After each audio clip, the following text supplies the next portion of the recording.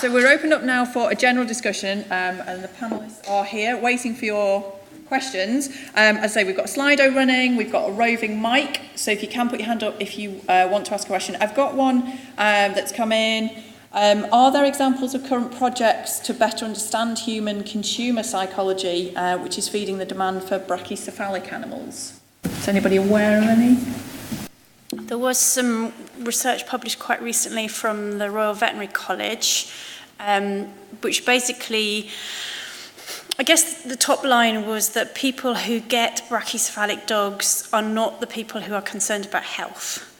So if people who buy brachycephalic dogs, their driver for getting dogs is appearance rather than the health of their prospective pet, which I guess is what you'd expect, but that's actually been published quite recently. It's Rowena Packer and Mark Farnworth from Plymouth. So it's worth having a look at. It's an owner survey, but it's starting to get. I think people are starting to look at that and to get evidence for why people make those choices. Thank you. Another one come in here. So some of these are anonymous. We'll just read them out. Should veterinary surgeons refuse to register or treat breeds identified to have verifiable breed-related health issues in order to send a message to society? So maybe James is... Well, I guess vets are always in that difficult place. You want people to come to vets. So we have a general issue with how much vets should be responsible for reporting and how much that will stop people coming to those vets to get treatment and or push it all underground. Be interesting, I've not seen any empirical evidence, because it sounds like an empirical question, of whether actually vets being able to report does push these things underground. And of course we already have the ability to report if we have animal welfare concerns or some concerns about other vulnerable people, for example in the code under the RCVS. So that if you like is the debate, but it's then a factual question. Yeah, I'm not so convinced that actually an individual vet reporting an individual case will have any impact on other people not coming back. Again, that might be slightly different if the vet's thinking about the individual owner. It might make an impact there, and that's a different assessment. I think we need to differentiate the individual dog and the welfare needs of that individual dog. Because once somebody has got their pug and has got problems with that pug, I think as a profession, absolutely, we should be treating that pug, making its welfare as good as possible for the individual welfare of that little person, fur baby. But also as a profession, I think we need to be lobbying and educating people who are going to get a dog, or the kind of media, other outlets, to try and change people's perceptions about getting that breed in the first place. I think we need to differentiate those two things between treating the individual and the message about the welfare concerns more broadly. I think, James, did you want to come back? Yeah, just following on from that, because I think it actually creates another dilemma for us as vets. So helping the individual, in some cases, we're then actually perpetuating or supporting the problem, not in a deliberate, complicit way, but just because we're faced with that dilemma. The obvious specific example would be an owner doesn't consent to a caesarean with neutering. You want to do something for that dog. By providing that caesarean, you are perpetuating a line that perhaps is more predisposed to caesareans. And I think that reinforces Rachel's point that if we try to do our best here, we accept we're causing some problems, so we then need to, as individuals and a profession, do extra to try and offset the inadvertent harm that we've caused while trying to do good. But I think that's just an extra incentive for us to do the other work that Rachel was talking about. Thank you. It almost feels like we have a duty to the animal in front of us, certainly as a veterinary professional, and then we have a duty to those animals coming down the line as well, and that might be a different duty. If you do have questions, please put your hand up. I've got Sheila at the front, if we've got a mic. Sheila? Oh. That there's a specific mutation which influences flat faces in dogs, do we actually have much better bargaining power in saying we must not breed for appearance, taking into the health and welfare aspects of what we're doing? Because actually we're breeding in now a known abnormality, and we don't want to happen in cats what's happened in dogs, which seems to be creeping in, which would be yet another disaster. Thank you. I think, anything from the panel? We do agree with Sheila? I completely agree. It's another piece of evidence. I mean, as you know, we've obviously had these discussions before in the past with the advisory council, but I think although we actually had evidence before, these are dogs that are suffering and we need to not breed for appearance. And now we've got evidence that maybe actually it's a single genetic mutation that's causing that. Actually, that gives us another piece of evidence to make that argument. So yeah, it's a very good point. Thank you. And if I can just move on to James, do you want a quick? Well, only it's always interesting. So yes, it gives us a tool for incentivise these things. There's also a danger of relying on getting that evidence, because some of these things should be blindingly obvious that you don't do and that are irresponsible breeding, regardless of the evidence. So candidly, breeding for appearance in general, certain levels of inbreeding, sure, evidence can help make us those cases, but actually there's a conversation to be had before we get stuck into what evidence there is. So we'll move on now to, we've had quite a few questions come in around education. Do we feel that human behaviour and how we interact and want to buy our pets would improve if we were to educate through the curriculum, and if that was animal welfare was on the curriculum? Should there be compulsory education before we intend to buy a pet? And how would we educate children with that? So maybe Sarah, if you... I think education. I think in terms of prevention, education is definitely the way forward, and I think definitely getting more animal welfare education in the curriculum, in my mind, is only going to be a good thing. Definitely. I was just thinking back when we were talking about the brachycephalic dogs and cats, and why do people want them? I think there's many avenues for education there. If we ask the question, why do they want them?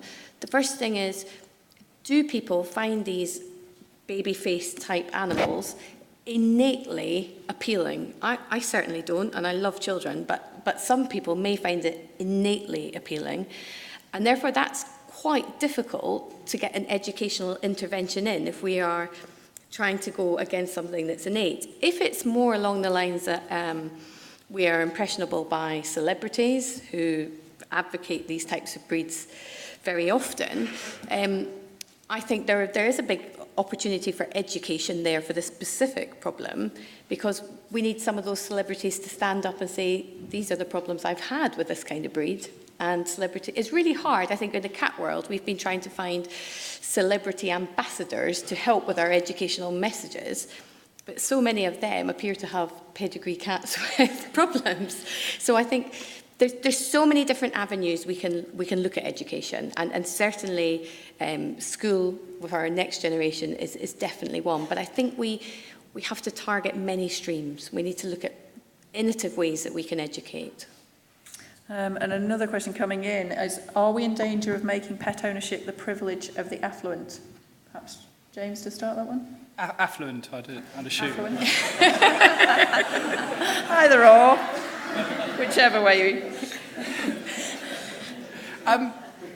So, yeah, again, I touch on a point a little bit here, I guess, which is that there is problems in that different people will have different resources. It does take a lot of resources to look after a pet well. It doesn't take much to look after a pet badly. So there is, of course, a danger of saying, right, it's a basic right that we want across everybody, but actually that's going to allow some of them to suffer. So say that constrains that right.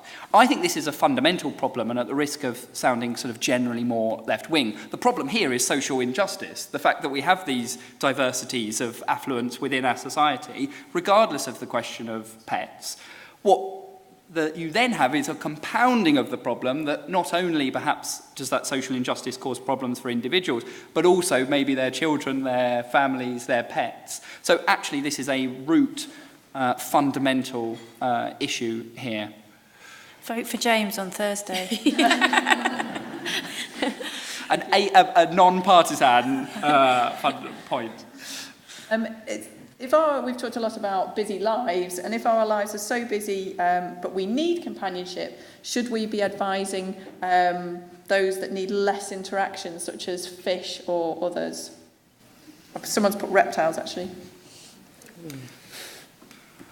So I guess there's two dilemmas. One is some animals are perceived as easy, perhaps because how they're kept. We've seen this with rabbits and other species as children's pets. Yeah, it's relatively easy to keep them if you keep them in a hutch on their own at the bottom of the garden. They're not actually easy. So there's a danger, even if we try that, we'll get it wrong. As an aside on that, the other argument for having them I always find interesting is that it teaches children about life and death.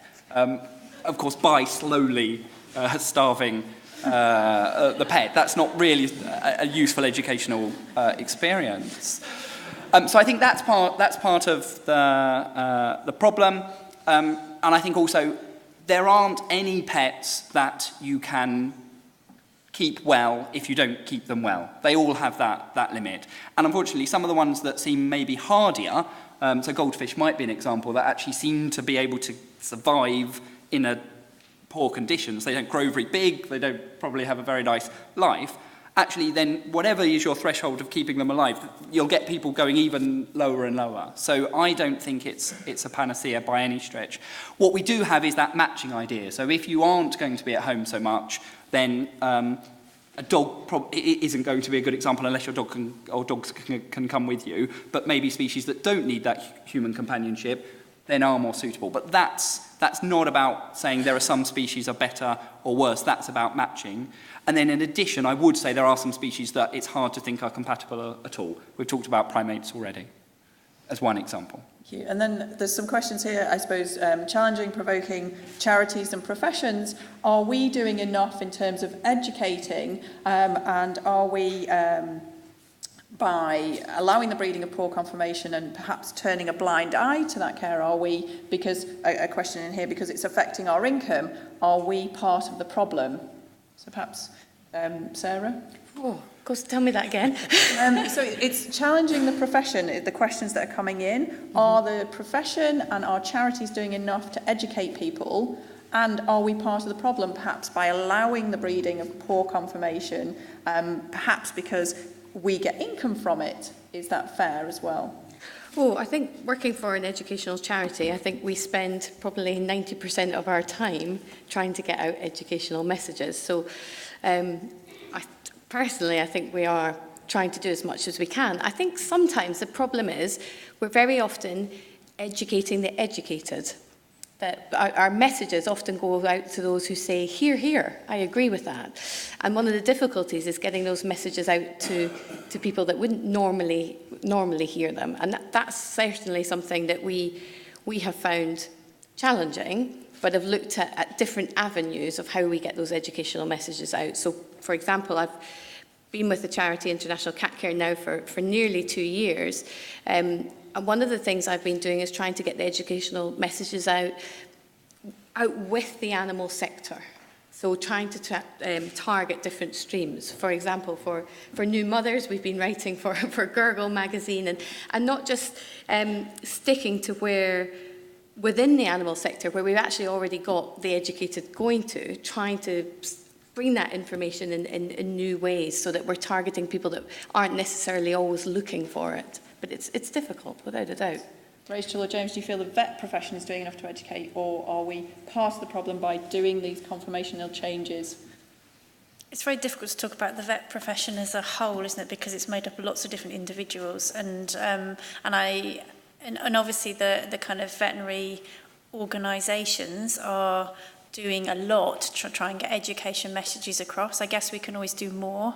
And an individual practice basis, I think it's really important to engage with a client base and get those messages out there. I mean, one of the, I guess, exciting things, sorry to go back to dog school, but and I know it's kind of behaviour rather than physical appearance, but one of the, I think the exciting things is the difference you can make by just going out there and engaging with people and talking to them.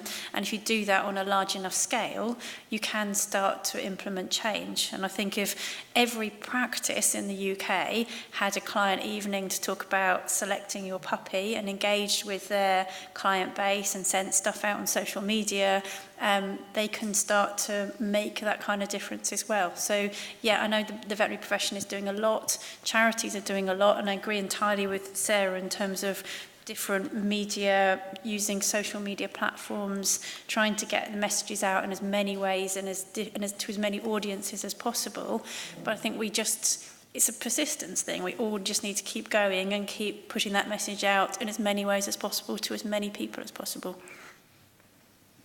That's one other point, I think, particularly on the pedigree dog issue, is one area where the profession generally has, over the last few years, been very strong. I think there are maybe other issues in other, particularly non-pet species, where as a profession we've said less. But actually, I think on the pedigree, breed-related conformational type problems, I think we've been very strong. I think also it's worth characterising it.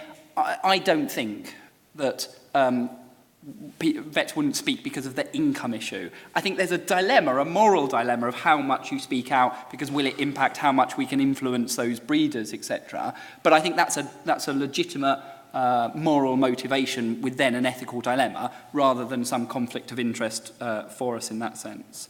And back on the question, I think that education, absolutely, there's always that can do more. It is worth pointing out on a number of these issues, there has been sustained education for lots of years, and having made a left-wing comment, I'll try and balance it. The state system of education doesn't perfectly educate every person in the country perfectly. So we have to accept that education will have a limited effect. And I think especially in conversations on whether you bring in other mechanisms such as incentives or legislation, it's very easy to say, oh, we should just do some more consumer education. That is important, but it's not a panacea for everything, especially some of these emotive, long-standing issues.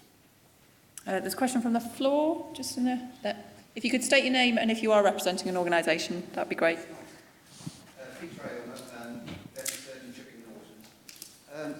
Obviously an excellent morning session. I'd like to congratulate all the speakers. And it seems particularly difficult to correlate the welfare aims that we all have with putting them into practice. For instance, people who are out all day keeping dogs. But we seem to let that happen. In a particular aspect, I'd like to ask the panel about reproduction in animals. I think Sarah said, quite proud of the fact that 93% of cats are neutered. Well, okay, that's fine, but that's taking away one of the main welfare requirements of animals from 93% of the population. I obviously realise the reason for doing that, but some people in the public might say, well, if that's acceptable, perhaps it's okay to do other things that are against the five freedoms. So it raises a dilemma, and I do some zoo work. In zoos in particular, it's a very relevant topic because for all sorts of reasons, animals are often encouraged to breed, and then you have an issue with placing those animals in other collections, because when they get to certain ages, certain animals, you can't leave them with the family group because there's too much fighting. And so you have this issue about, well, do you stop them breeding? Do you let them breed? And then you have to cull certain animals.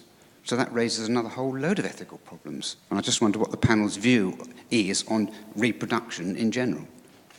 Shall we start? So I'm the non-vet on the panel, so I'll start and let it go on to these. I think with cats, there's always been this idea that a cat should be allowed to have a litter before it is neutered, or that many people still believe that a cat needs to have a litter. I'm not sure, and I'd be interested to hear what the vets on the panel think. I'm not sure it's a welfare issue in any way at all to neuter an animal before it's had any opportunity to be reproductive. Whether it's what we think about that ethically is different. But I don't see any welfare issues with stopping by neutering that animal, because then once you've neutered it, as far as I understand, the desire to mate is no longer there.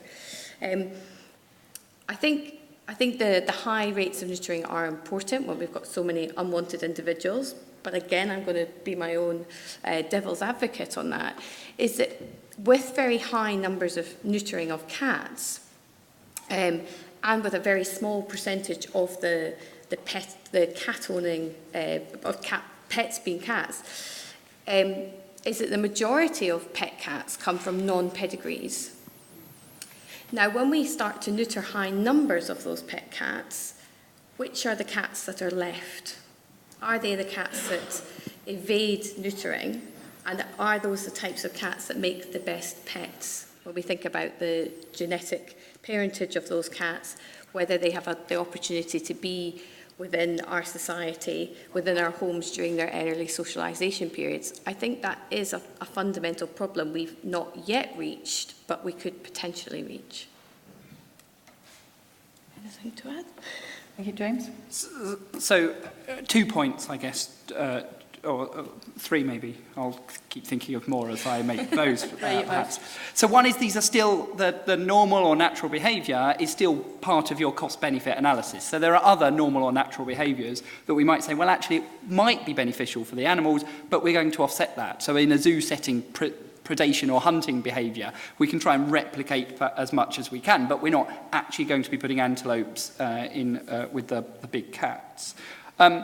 So that would be one thing. Even if you accept it's a loss, you might balance that because of the problems of population sizes, unwanted litters, etc. So you might accept that. And I think the other point, to make it this sort of wider philosophical point, and with no attempt to undermine the 5 welfare needs, which are increasingly important, but we use normal and to some extent natural as a bit of a shorthand for motivated and beneficial behaviour. One of the ways we work out whether animals would suffer if they weren't allowed to do something or deprived if they weren't allowed to do something is looking, well, what behaviours do those animals perform? If you like, so the natural becomes a bit more of a sort of test. You're looking at nature, what do animals choose to do? It's very useful shorthand, it's very useful empirically for that, but we still have to make that assessment. And I think to Sarah's point, therefore, and this is one of the reasons why prepubescent neutering is something we, Cats Protection and other charities, have all pushed so much. Partly it's because it stops them breeding, right? That's pretty obvious. If you wait till after they can breed, then they might have bred. Another argument is that actually from your motivational point of view, is there some flip through the puberty period that actually now they do have a motivation? I still would argue even after that, of course you should be neutering these cats because of the bigger benefit, and because actually I think once you're neutering, there's no evidence that they still have a motivation to have a litter. But you could also argue prepubescent really make sure of that. Thank you very much. Any more questions from the audience on that topic? We've got Chris down here. Got a mic? One of the interesting points is that responsible ownership of a pet has an effect on the owners, and particularly on the children. A beneficial effect in terms of their relationships with other people and society. How do we square that circle when the families who live in more difficult circumstances, they're just managing, to quote a phrase, how can we get them to be responsible owners and then get the benefits from pet ownership?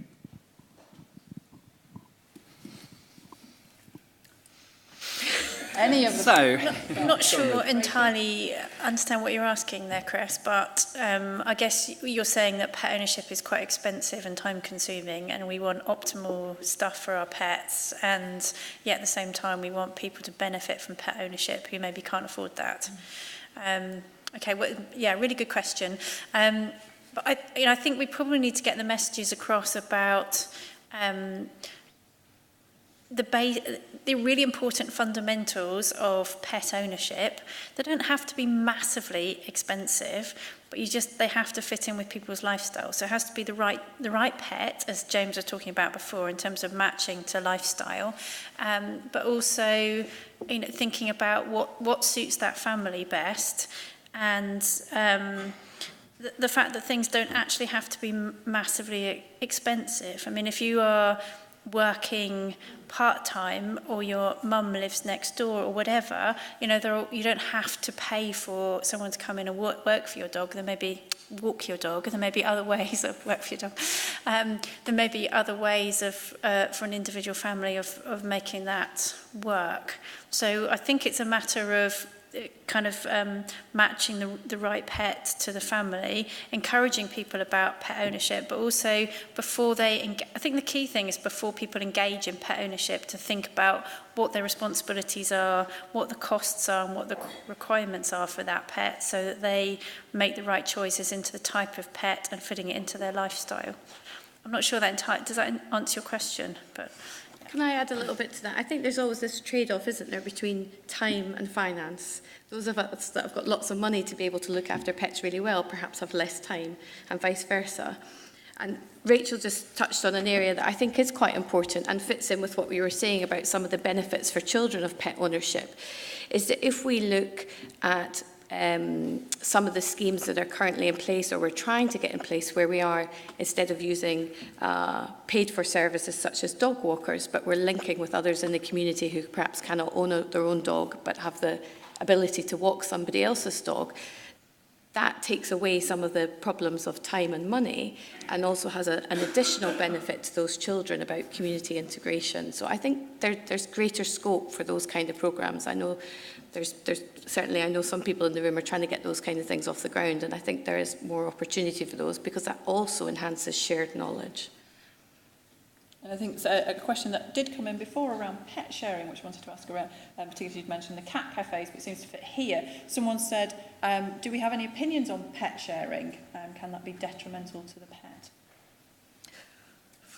I'm not sure how that would work from a legal perspective, because there's obviously that responsibility of care and how you divide that between more one owner. I'm not sure. What do you think, James, on that I think cat sharing happens quite a lot and yeah. nobody knows. Yeah, that's true. That's probably there already.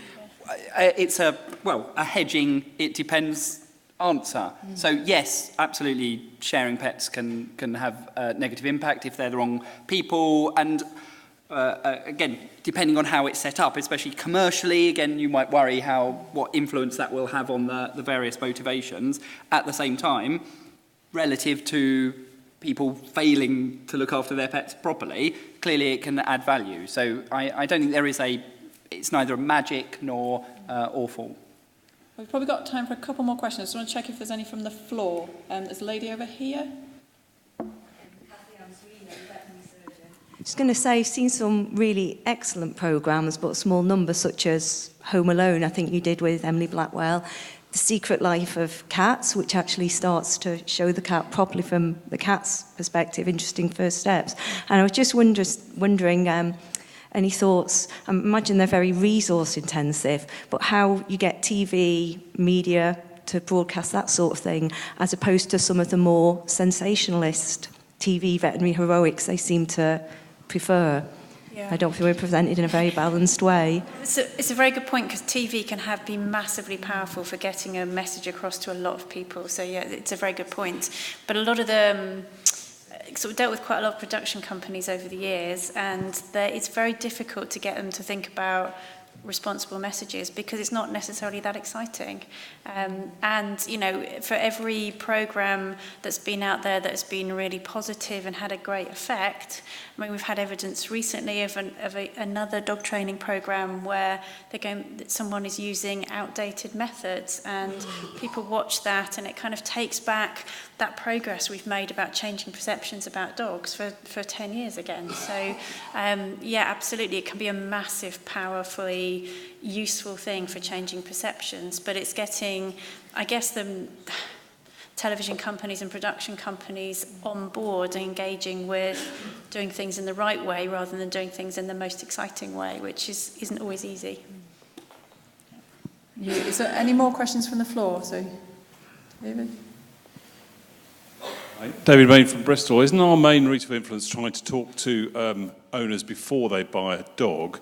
Now, but if you put into a Google search, pugs for sale, funnily enough, it's all Gumtree, etc., all other sources, and no link to NGO or a veterinary professional, go and talk to X and Y. Yep. And if you look at the Dogs Trust website, there's only 24 dogs that are young puppies. So we seem to have a mismatch between, you know, what do people do? They go onto the internet and they buy a dog, whereas perhaps we should be, charities and veterinary professionals should actually be in the business of selling the right dogs to the right people. That's obviously quite controversial, because the welfare charities, as you know, for many years, because we've been in the position of a pet overpopulation, which to a certain extent is still the case with cats, that actually neutering has been something that we've pushed as welfare organisations for a long period of time. I think we're now hitting the point with dogs where there is a demand for puppies that are not there, with the result that puppies are imported or bred irresponsibly. And I think we need to start looking at, are there other solutions for this? So whether welfare organisations are involved in setting standards or encouraging more breeding or neutering less, all those are options. But thank you, David, because it gives me a chance to I meant to say a little bit earlier that we're very interested in this problem at Dogs Trust, and we're starting quite a big research project to look at the UK dog population and the reasons why people get dogs, to see if we can model those kind of effects and look at different solutions to this kind of supply-demand issue. So, and we're really interested in having lots of different stakeholders in the industry contributing to that and being involved in it. So if you are interested in this issue of puppy supply and demand and you'd like to be involved and have input into our research, then please do get in touch. We have an email address for it. Sorry, this is a bit of a plug. Last bit. It's just research@dogstrust.org.uk. Thank you. And I think we are going to have to call it a hold there. Sorry, there's one question at the back there, but the panel will be at lunch. Just to remind people, because obviously this is a really important area, and we've talked a lot about brackies, but the Animal Welfare Foundation session at the British Veterinary Congress at London Vet Show in November will be running a session on why people choose brachycephalics as well. And we'll have Rowena Packer and Dan there, who've done a lot of research in this area, so that hopefully will give you some more information.